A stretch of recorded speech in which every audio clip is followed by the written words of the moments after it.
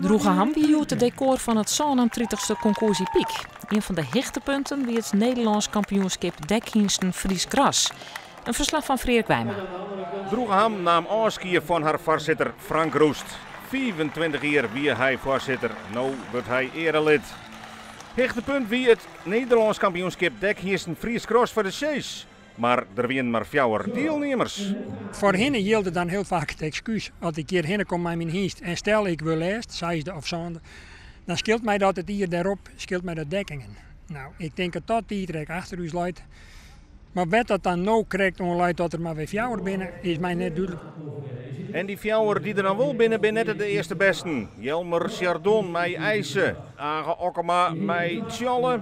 En ik Sibren Minkema, mij Wilster. Die treien mij in de finale oerrieden om de nationale titel. Dekhingsten Fries Gras voor de Sjees. En het wordt een tegen spannende strijd.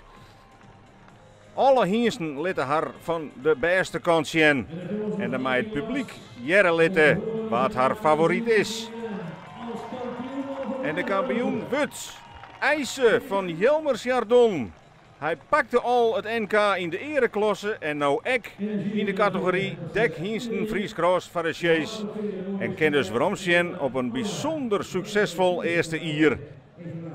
Hij komt vanuit de limietklasse en pakt nou alle prijzen op het hoogste niveau.